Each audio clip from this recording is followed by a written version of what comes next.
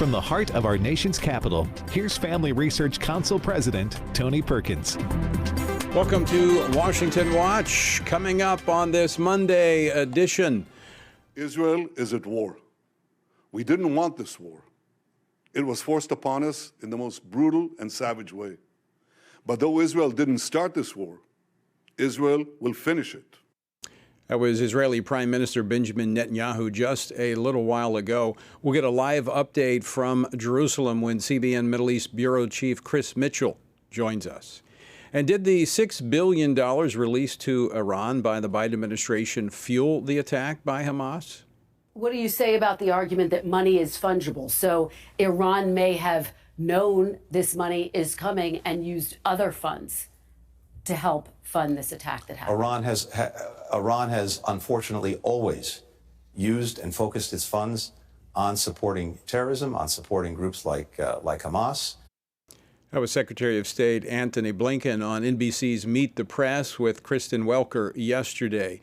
We'll explore this connection further when I'm joined by retired Lieutenant General Jerry Boykin, former Deputy Undersecretary of Defense for Intelligence.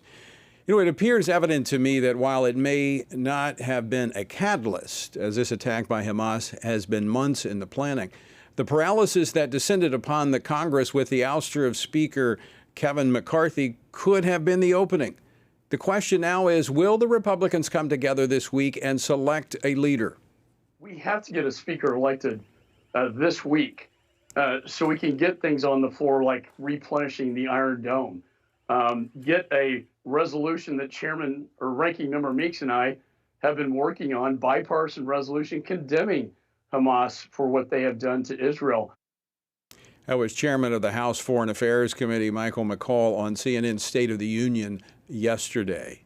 Now, I've had several conversations over the weekend with members, rank and file, and they are presently far from an agreement on selecting a leader, and so we need to be praying for them. We'll talk with Missouri Congressman Mark Alford in just a little while. And in other news, another example of parents taking back their schools last month in Pennsylvania. The school is supposed to be a safe place where children come to learn core subjects and get prepared for a successful life after school. But somewhere along the line, some of the staff have steered away from integrity and principles and are allowing agendas to be pushed in our schools. That was Tim Jagger, a parent that spoke out on September the 11th about the school's transgender policy that forced girls to use restrooms with biological males. 4 days later, students at Perkins Valley School District held a walkout to protest the policy, which led the school to reverse its transgender stance. We're going to be joined by Tim Jagger later here on Washington Watch. The website, TonyPerkins.com, lots of resources there for you, and I'm going to have an action item for you a little bit later. Our word for today comes from Acts chapter 20, where the Apostle Paul gives his farewell address to the church leaders of Ephesus.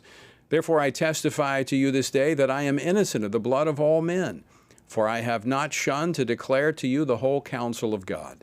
Paul's referring to the moral responsibility of a prophetic watchman, which the Lord described to Ezekiel when he said, quote, "When I say to the wicked, you shall surely die, and you give him no warning, nor speak to warn the wicked from his wicked way, to save his life, that same wicked man shall die in his iniquity, but his blood I will require at your hand." End quote.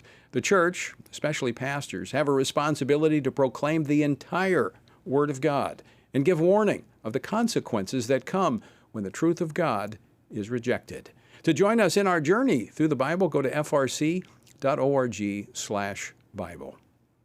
Well, as has been stated, the nation of Israel is at war. Following Saturday's surprise attack by the Hamas terrorist group, the world looked on in horror as video of the brutal invasion played out in near real time online. Hundreds have been killed, including a confirmed 9 Americans. Thousands injured and at least 150 hostages have been taken. Israeli Prime Minister Benjamin Netanyahu delivered a short message just a little while ago in Jerusalem, comparing Hamas to ISIS and saying this, quote, "Israel will win this war," end quote. Joining me now from Jerusalem to discuss the latest from this still developing war is Chris Mitchell, Middle East Bureau Chief with CBN News. Chris, welcome back to Washington Watch. Great to be with you again, Tony. So, Chris, give us the latest. I know you and I have spoken over the weekend. Give me the latest on what's happening there tonight in Israel. Well, one major development, Tony, is the 300,000 reservists that have been called up. I think it's the fastest call up within 48 hours that Israel's had in its history. It looks like all the communities on the southern border have been taken back, controlled by the IDF, although 15 of the 24 communities there on the southern border have been evacuated. That's one thing on the southern border. On the northern border, there are some things happening. Yesterday, Hamas fired some mortars into northern Israel. That has been retaliated by the IDF. Just a little while ago, there were 6 infiltrators that came in across the border. So that's something key to watch out. What happens on the northern border? Will Hezbollah come into this conflict? Here in Jerusalem, on Saturday morning, we were woken to many sirens and then the sounds of the Iron Dome anti-missile system shooting down those rockets. This afternoon, there were more rockets in this area. We were on our balcony there at the News Bureau, listening to the sirens and hearing some of the Iron Dome interceptors take down some of the rockets. However, some did fall just outside of Jerusalem. But the main story, Tony, is what happened with this carnage. This is something Israel has never, ever seen. And you can see the anger and the fury out of Israeli Prime Minister Netanyahu to see whole families that were slaughtered, this rave concert, maybe 260 people massacred at that. And then the video of so many people literally being kidnapped in real time, and some of the atrocities of desecrating the bodies inside the Gaza Strip on the streets. This is infuriating many Israelis, and I think they're going through a whole different series of thoughts. They're confused. How could this have happened? We know, for one, it's really been a massive and colossal intelligence failure. But right now, I would say Israelis are rallying back to go ahead and take back Gaza and destroy Hamas. I was talking to the IDF spokesman yesterday, and he said this is a sea change. Things aren't going to go back the same as normal, and Israel will eventually win this war. Yeah, I'm going to talk with General Boykin a little bit later about the intelligence failure here, because that's something Israel is known for, is good intelligence, and we've not seen something of this magnitude in 50 years. The comments, the statement earlier this evening from the Prime Minister were very measured and determined and very precise when he says that we will finish this war. I think they've been restrained by the international community in the past. I get a sense that he was serious when he says he's going to finish this. I get the same thing, same feeling, not only from Prime Minister Netanyahu, but from other officials, that what they want to do is they want to destroy Hamas and its infrastructure. That was the message when we talked to Ambassador Danny Danon, former Israeli ambassador to the United Nations. I think the sense about the military leadership and the political leadership, as well as Israelis right now, is they're not going to tolerate a terrorist state on its border. They've done that for many years. Hamas took over the Gaza Strip in 2007. And during that time, since then, they've fought a number of operations, but they've been limited in scope. And they've usually had some sort of a ceasefire at the end. I don't think there's going to be a ceasefire at this time unless they maybe succumb to international pressure until Hamas is really devastated. And the carnage, the kind of visceral reaction to this here in Israel, I think is going to propel the military and the political leadership to go ahead and do that. Tony, too, Israel is sort of like a family. Each and every man and woman has to serve in the IDF. Everybody knows somebody that's in the Army, who's been in the Army, or maybe who has been affected by this carnage. And so I think Israel, even though it's really confused and it was angry at the intelligence failure, I think they're going to join forces and do what they can to eliminate Hamas forever. I've seen some video that has been sent to me of showing some of the very graphic carnage that has taken place, and I've worked with some of the IDF members in years past, and I know there's a very tight-knit community because everyone serves. And to see what has been done to some of those members of the IDF that were overrun, and as you mentioned, how they've been, even their bodies desecrated, I don't think, my sense is Israel's not going to be as sensitive to the international community telling them to stop. I think they are going to finish this once and for all because, as you said, this goes beyond anything we've seen before.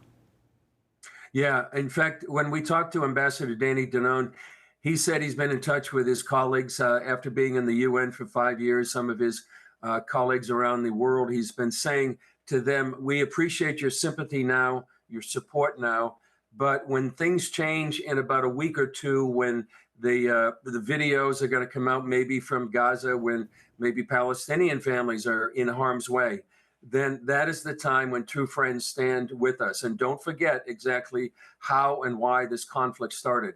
It's predictable, Tony. I know you've seen this before. I have seen this before. Israel gets attacked. When it responds, the whole narrative changes and Israel becomes the aggressor and not the victim. And so I think that's going to be the true test when we see in a week or two and expected a ground invasion expected into the Gaza Strip. And that's going to be the change. But I think you're right. I think Israel, because of what's happened, because of maybe I've heard numbers now up to 1,200 Israelis murdered, women and children, elderly, even Holocaust survivors. I think it's a whole different world right now, a new paradigm shift for Israel. And they're not going to be, I think, as sensitive to the international community as they have been in the past. Right. Well, in the past, it's been mostly rockets that have been fired. In fact, I was there in the summer of 2014 when there were all those attacks there, and we spent a lot of time in bunkers. But this is different, where you have actual invasion and you have the wholesale slaughter of civilians. So, Chris, before we run out of time, two things. One, does the IDF seem to have a handle on the situation now, or is it still very volatile? Well, I think they have a handle on the situation down there in those communities. Like I said, many of them have been evacuated all right. I would add that just a few minutes ago, the Home Front Command is asking all Israelis to have 72 hours worth of food and water. So they're preparing for, a retaliation and that invasion. I would add, Tony, too, as well. I don't think I've known of in many prayer meetings, home groups, and people around the world, Christians praying for Israel right now. And I think that's a very important point to be making. And as my friend Bishop Robert Stearns from Eagle's Wings said, this is affecting the Jewish community around the world. So if you have a Jewish friend, reach out to them, comfort them. If you have a local synagogue, tell them you're standing with them. Well, that was my second question, and we're up against that break. But the number one thing that we need to be praying for right now for Israel, what is it? Wisdom for leaders right now, comfort for the families, especially for those that have lost loved ones and those who have their loved ones right now in captivity. I think those are two big things, and pray that Israel can do what it needs to do. All right, Chris Mitchell, we will do that. Thank you for staying up so late there in Jerusalem to join us here on Washington Watch. We're praying for you. Thanks, Tony. Well, folks, you heard the instruction. We need to be praying. All right, later we're going to talk with General Boykin more about this. But don't go away. More Washington Watch next.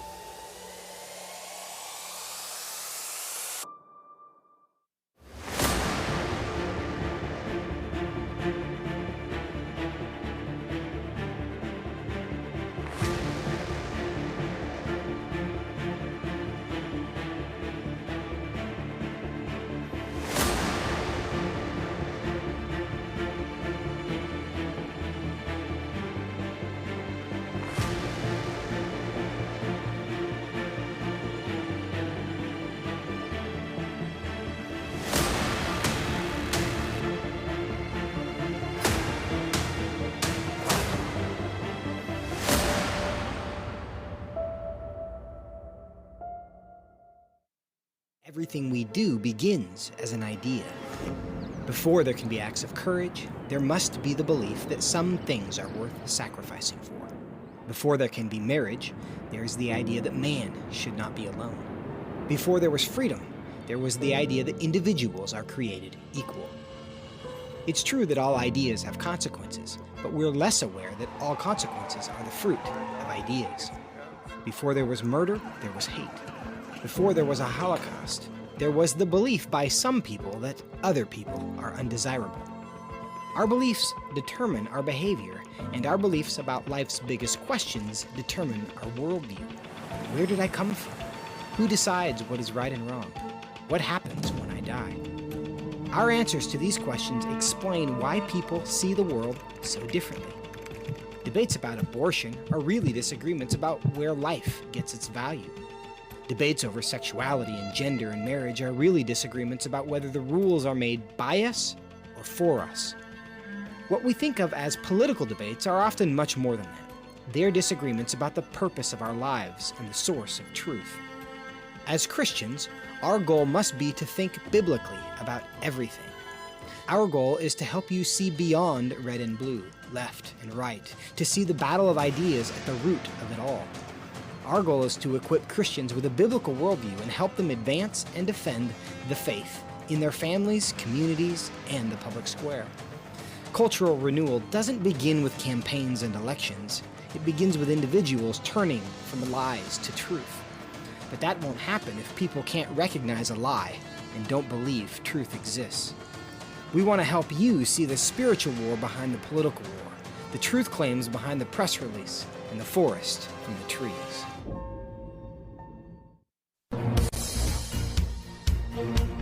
Welcome back to Washington Watch. I'm Tony Perkins, your host. Good to have you with us on this Monday. The website's tonyperkins.com.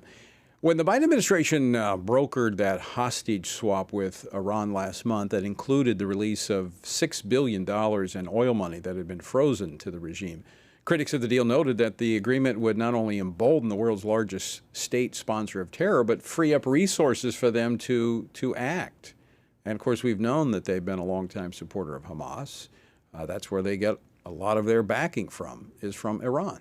So as reports developed that Iran both approved and supported the Hamas invasion of Israel, the culpability of the Biden administration, I would say, seems to be apparent.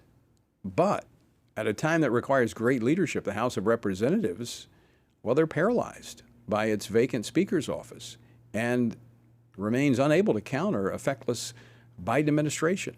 So what are the next steps that we're going to see Republicans in the House take this week? Joining me now to discuss this is Congressman Mark Alford. He serves on the House Armed Services Committee, the House Agriculture Committee, and the House Committee on Small Business. He represents the 4th Congressional District of Missouri. Congressman Alford, welcome back to Washington Watch. Good to see you. Good to see you, Tony. I just got in from Kansas City.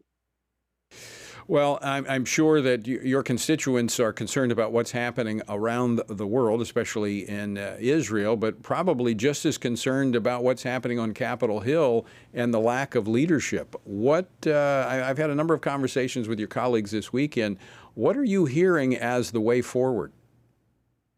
Well, look, this is a very important decision that we're going to have to make. Leslie and I have spent a lot of time in prayer, even today at the airport when she saw me off, praying that God is going to raise up the next Speaker of the House and that we are going to be able to make the decision that he wants us to make in this race. It's down between Steve Scalise and Jim Jordan, two fine men, two men of integrity, two leaders who have different strengths. And I still have not decided how I'm going to cast my vote. Tonight in 35 minutes, we're going to convene in HC 5 in the bowels there of Congress, the Capitol Hill, and we are going to begin the discussions. Tomorrow night, we have a forum where the two candidates will make their pitch, and then on Wednesday, we will vote. I am hoping for a unified vote, that we can come out with 117 votes on the House floor to show unity and move forward. I think given what's happened over the weekend in Israel, I certainly this thing has been in the planning for some time. But it would be hard not to think that this may have been an opening, because Congress is paralyzed without a speaker. And so Hamas, may be taking advantage of that opportunity, has perpetrated something that we haven't seen in decades in Israel. So I hope that it is that sense of urgency has settled upon your colleagues. Well, and I hope that the Chaos Caucus, who forced Kevin McCarthy out of office, realize that they may have contributed not to the murders of the Jewish people in Israel, but to the overall sense of chaos that's going on in the world. When we have a president who, as you said, is feckless, failing and flailing, and really doesn't even know what day of the week it is, he called a lid on his day at about 11:30 today, said he's going to make some calls to world leaders, but we need to hear from him from the Oval Office. This could be the start of a conflagration of battles and wars between different states. This is a powder keg that we are sitting on right now. And for us not to have a leader in the White House who can sit behind the resolute desk and be resolute in his thinking and his speech is a disgrace to the United States of America. In the same vein, we must have a leader soon in the speaker's position that can lead us forward with clarity, determination, a strength for Israel, more support for Israel to rebuild their Iron Dome, and just a more resolute, unified force that will guarantee Israel and guarantee their future, help them guarantee their future. Mark, I'm going to give you a question you probably would not get on most interviews that you would do, but I know you and I have had broken bread together. We've talked. I know where you're coming from.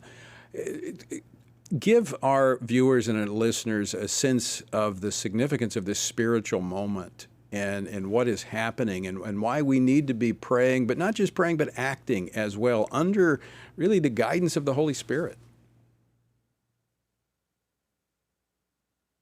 Tony, I think anyone who is filled with the Holy Spirit, who God has touched their life in some way, especially through the death, burial, and resurrection of Jesus Christ, knows this moment in time is significant. I never thought I would see this day, Tony, where we would see Jewish people butchered in the streets, grandmothers shot in the head, little children rounded up. There hasn't been this many Jewish people killed in one particular time frame since the Holocaust. I know that God has a plan. I know how it all ends. I'm not ready to be a part of that right now, but I want to make the decisions here in Congress in a godly fashion, with God at my side, to help me lead others and to help be a part of the leadership here that will maybe provide some peace to America and confidence for our Jewish brothers and sisters.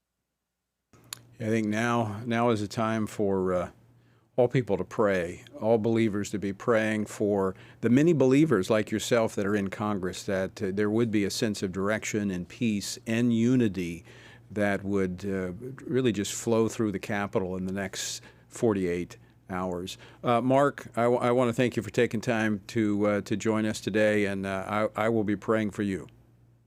Thank you, Tony. God bless you.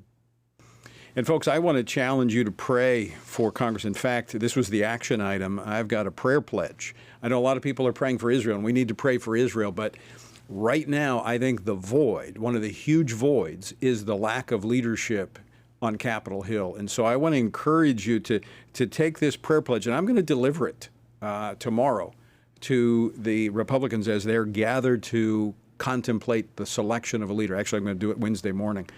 Text the word speaker to 67742. That's the word speaker to 67742. You'll get a link. Take the prayer pledge, sign it, and I'm going to deliver this to the Republican conference. So I want to encourage you to be praying. Pray for Israel. This is a significant moment. Pray for America. We need to lead. I think this weekend was an example of what happens when America is not capable of leading. right, don't go away. More Washington Watch on the other side of this break.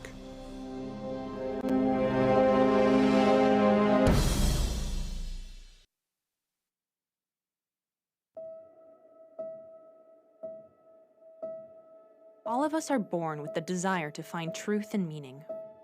Where did I come from? What happens when I die? While our answers to these questions may divide us, we are united in our need for the freedom to answer life's biggest questions and make life's biggest decisions for ourselves. That's why religious freedom matters for everyone. Religious freedom matters because the powerful have long wanted to control those who are less powerful. Religious freedom matters because the freedom of those who are different is often threatened by those who believe different is dangerous. Leah Sheribu, a Christian teenager in Nigeria, remains a captive of Boko Haram for her refusal to renounce her Christian faith. Chinese pastor Wang Yi is serving a 9-year sentence for speaking publicly against the Chinese government. In Pakistan, Asif Pervez is on death row for allegedly sending a blasphemous text message. All of this because people in power decided different is dangerous.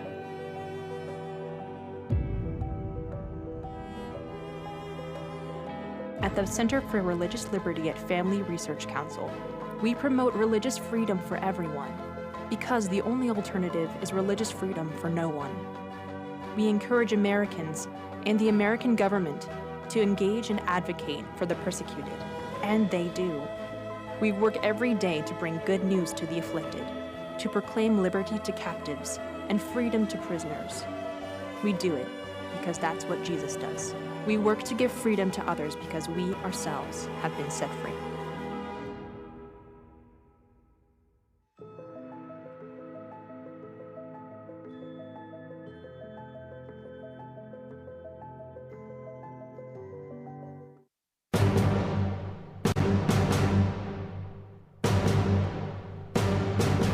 Welcome back. This is Washington Watch. I'm Tony Perkins, your host. Thank you for joining us on this Monday.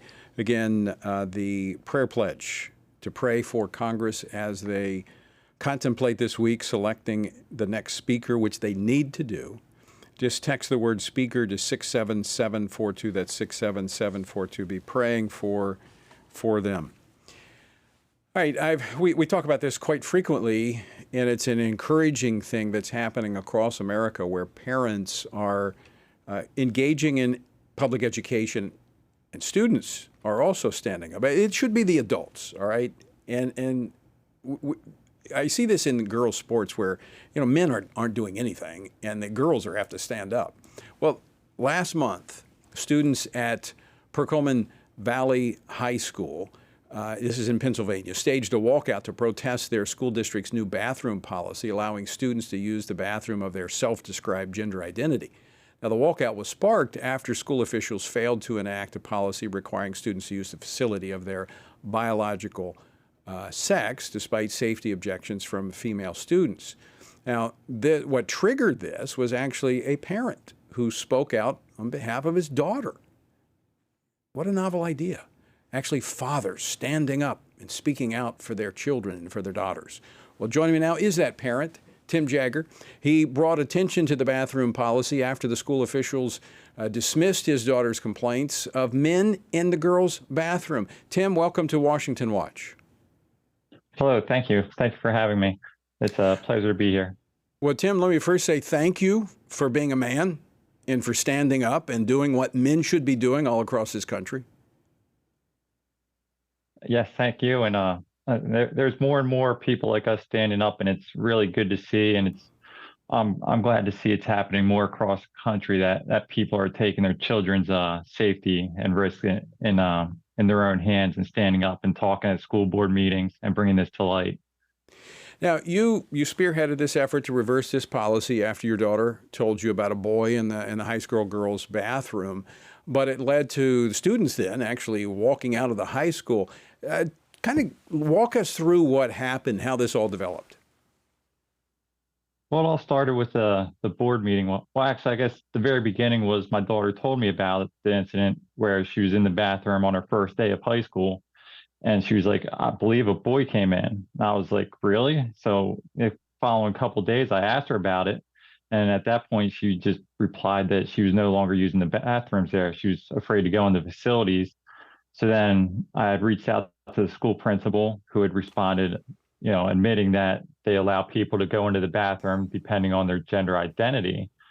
And at that point, I had made a post on Facebook then, bringing it to more of the community's eyes, because many people, just like myself, weren't informed about this. Even members of the board, they were not aware of this policy that biological men were being allowed into the women's bathroom and vice versa.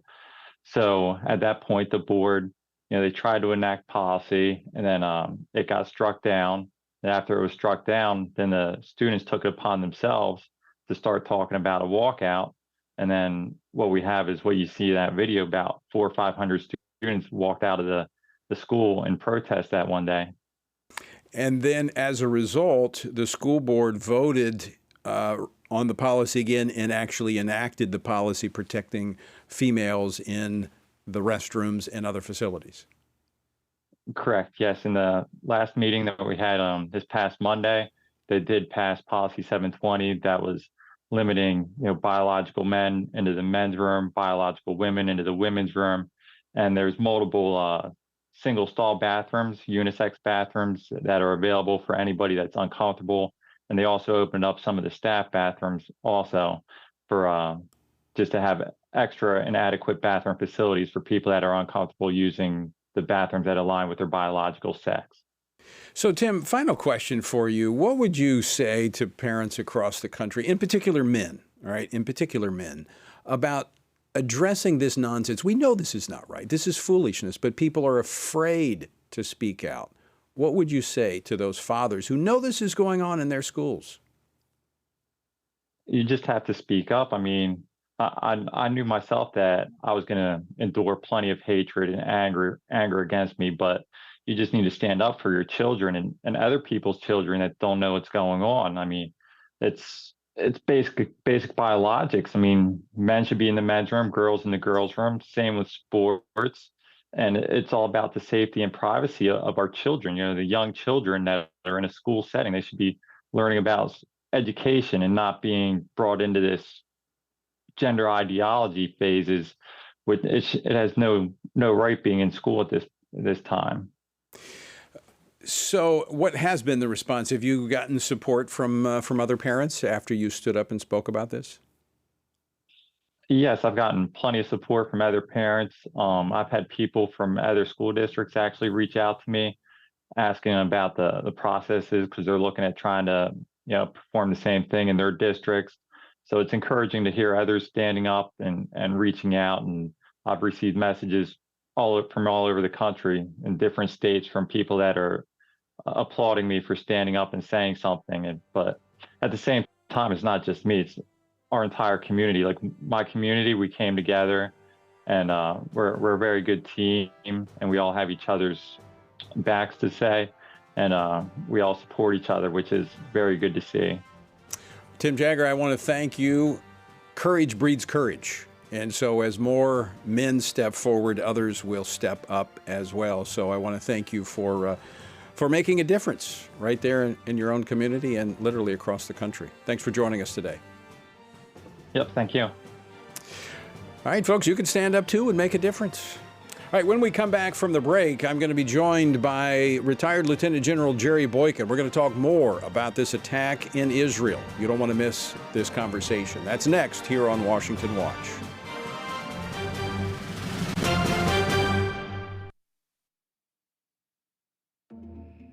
The world is hurting. Streets are filled with crime.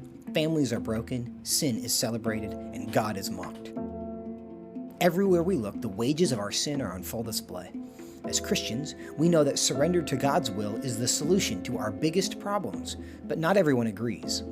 Even in church, we hear people say the most important thing is to be tolerant, that we shouldn't impose our morality on other people, and that loving our neighbor means celebrating what they do.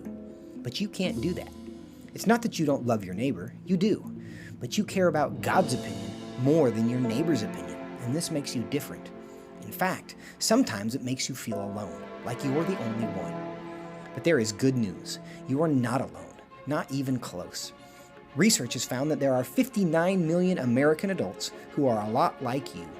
There are millions of people around the country who are born again, deeply committed to practicing their faith, and believe the Bible is the reliable Word of God. But that's not all. They're also engaged in our government. They're voters. They're more likely to be involved in their community, and they're making a difference in elections. The problem is that a lot of them feel alone too. We want to change that. FRC wants to connect these 59 million Americans to speak the truth together, no matter the cost. If you want to learn more about this group and what it means to be a spiritually active, governance-engaged conservative, or if you want to find out if you are one of these SageCons yourself, go to frc.org/SageCon and take the quiz to find out. The world is hurting, and we have the solution. We can't do it alone, but we can do it if we work together. That's what we're working toward every day. Join us. Go to frc.org/SAGECON, SageCon, to learn more. That's SAGECON, SageCon, to learn more. I'm often asked by people, Tony, how do you stay encouraged? How do you deal with all of the stuff in Washington, D.C., the negative policies that are attacking our faith, our family, and our freedoms? Well, you want me to let you in on the secret? It's called the Word of God. And that is why the Family Research Council embarked on Stand on the Word, a 2-year journey through the Bible. It's a chronological Bible reading plan with just 10 to 15 minutes a day. In 2 years, you will have covered the entire Bible. And to go along with this, Monday through Friday, I do a morning devotional that goes along with the reading of the day. It's all designed to encourage you on this journey because the Word of God, as the psalmist said, in my affliction, here's my comfort. Your Word gives me life.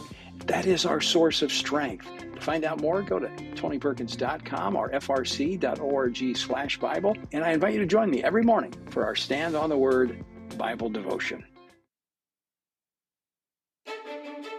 FRC, celebrating 40 years with Ken Blackwell.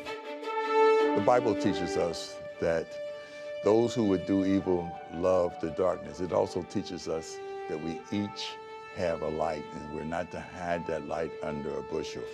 The FRC team not only doesn't hide its light under a bushel, we put our lights together and we rush the darkness. We punch holes in the darkness of our time. Congratulations to you. Keep up the good work.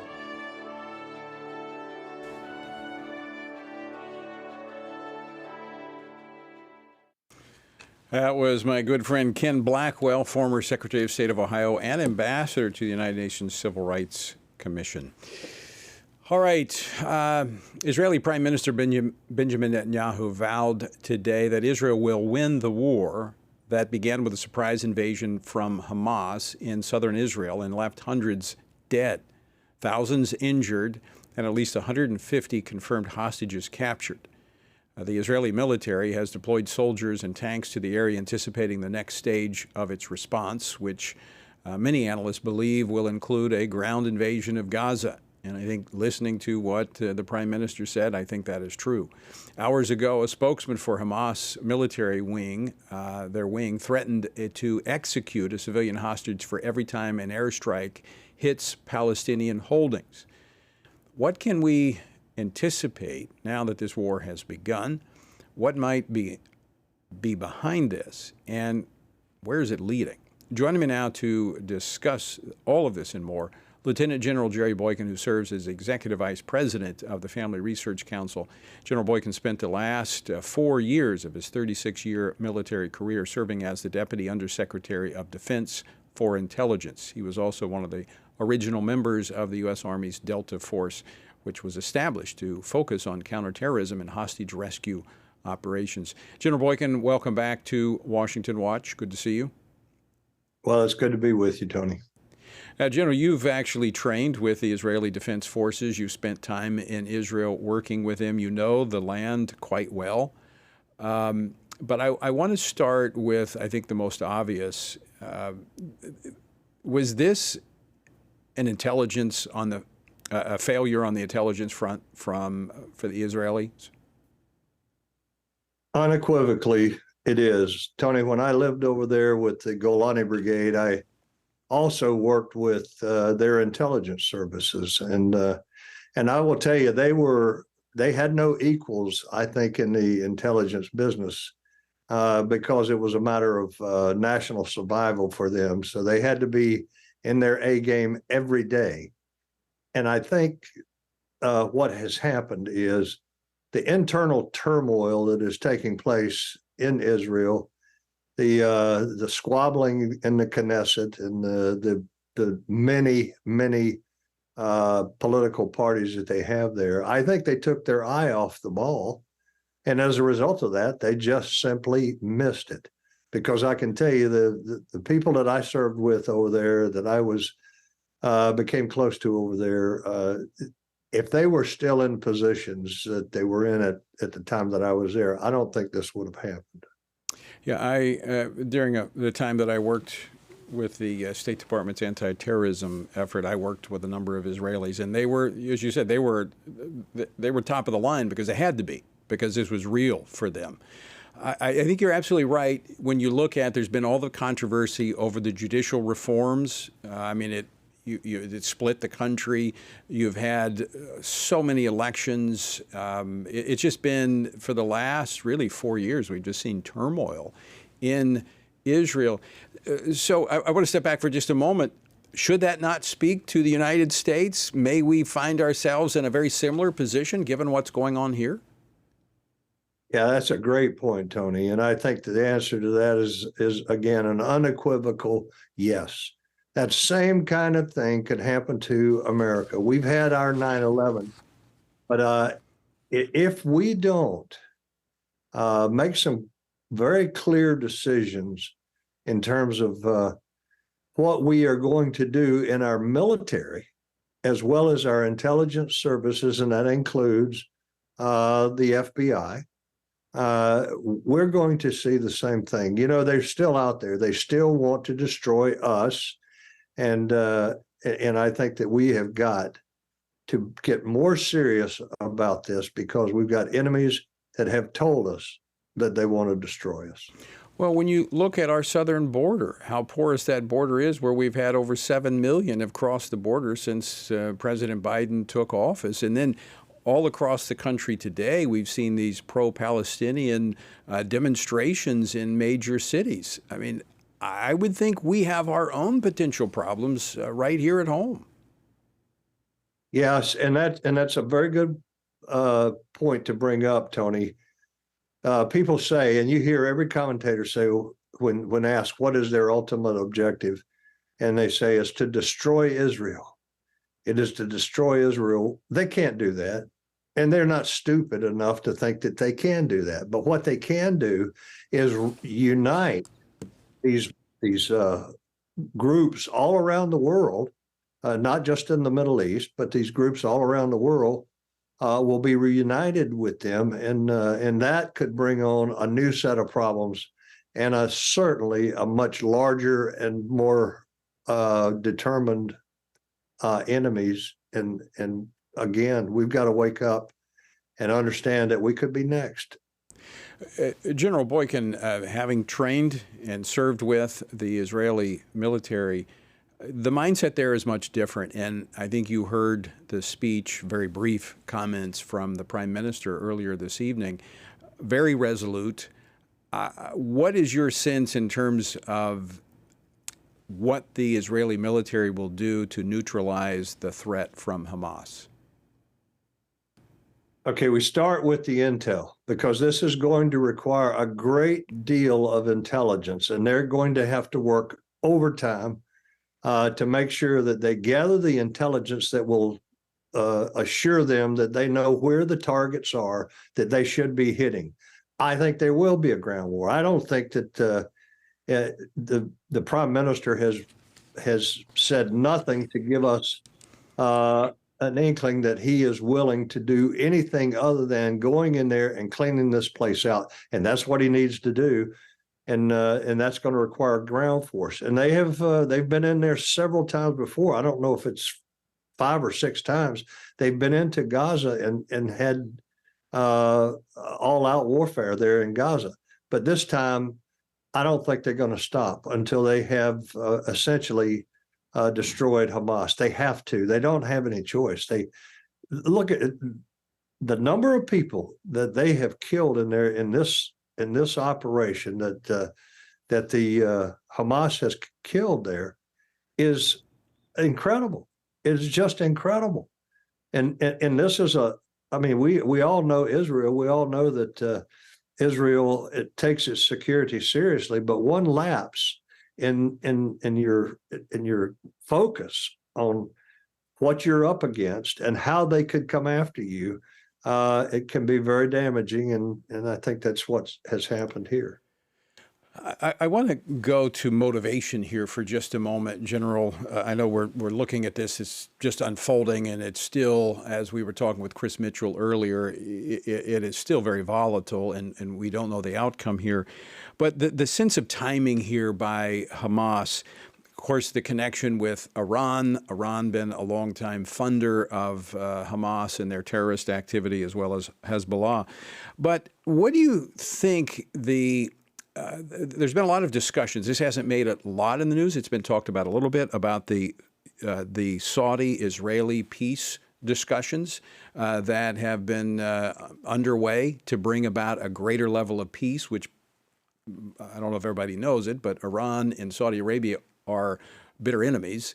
Could that have factored into this to try to disrupt the normalization of those relations between Saudi Arabia and Israel? Yeah, certainly it could. But keep in mind, even though they are traditional enemies, it's the Sunni Shia split, it's the Persian Arab split. Back about 6 months ago, President Xi, after having visited Russia and talked about a new world order, he then invited some of the other leaders in that part of the world there. And then finally, he went over to Saudi Arabia and they sat down with Iran and they brokered what is allegedly a peace agreement between those two. So I don't think that we should make the mistake of having any great expectations of the Saudis becoming friends with Israel or with America. I think they'll play the game to the extent that they have to, but I don't see that as being as actually coming to fruition in terms of an allied type situation or outcome.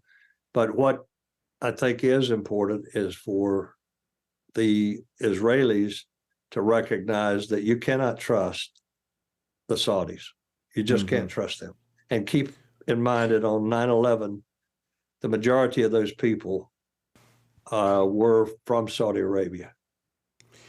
So, General Boykin, let's talk about the Biden administration just weeks ago in the hostage prisoner exchange, where they also released $6 billion in frozen oil assets to Iran.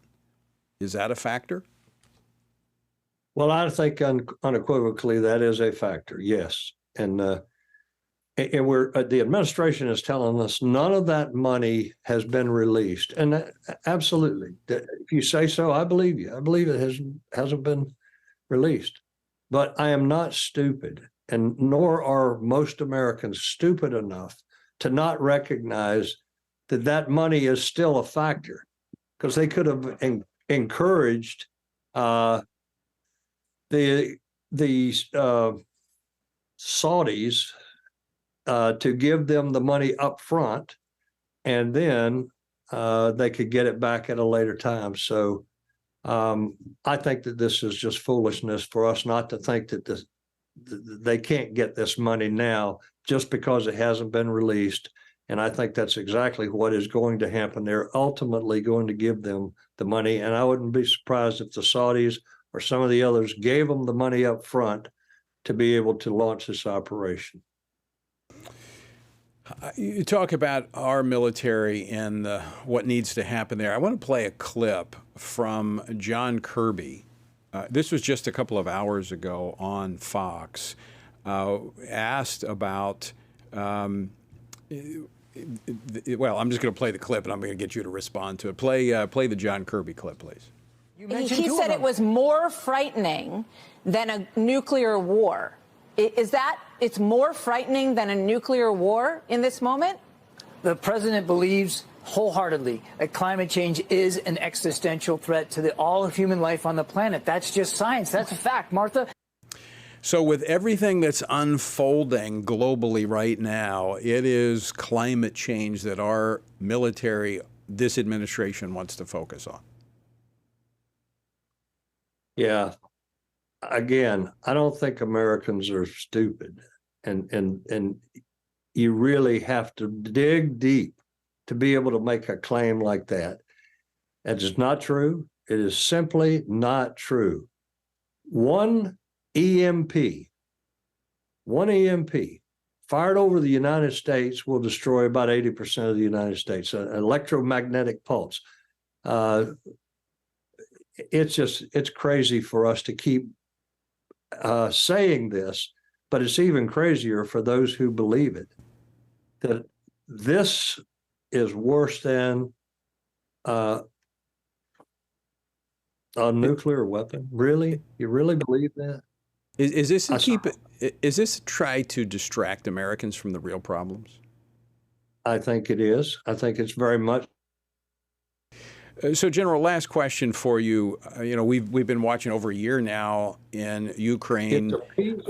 How long do you think we're going to see military action in Israel? How long is this going to take to play out?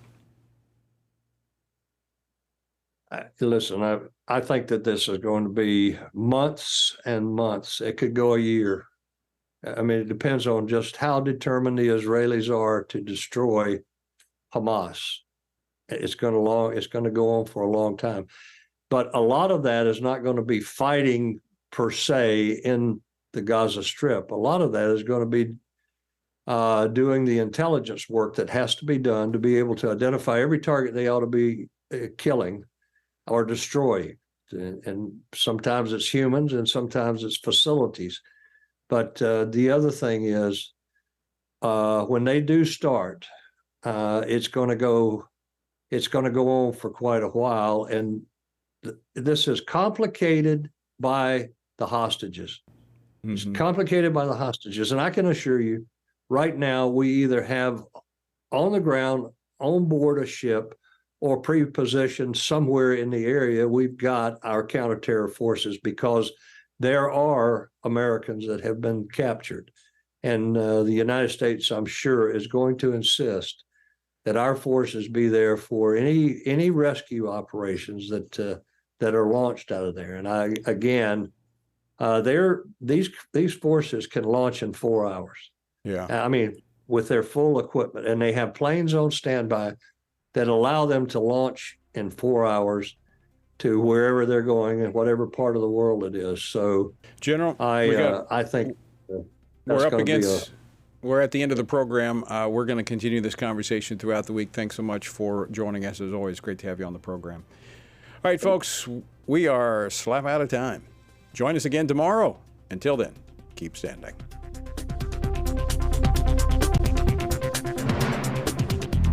Washington Watch with Tony Perkins is brought to you by Family Research Council and is entirely listener-supported. Portions of the show discussing candidates are brought to you by Family Research Council Action. For more information on anything you've heard today, or to find out how you can partner with us in our ongoing efforts to promote faith, family, and freedom, visit TonyPerkins.com. Also, to leave a comment about Washington Watch, call our watch line at 1-866-372-7234. That's 1-866-372-7234.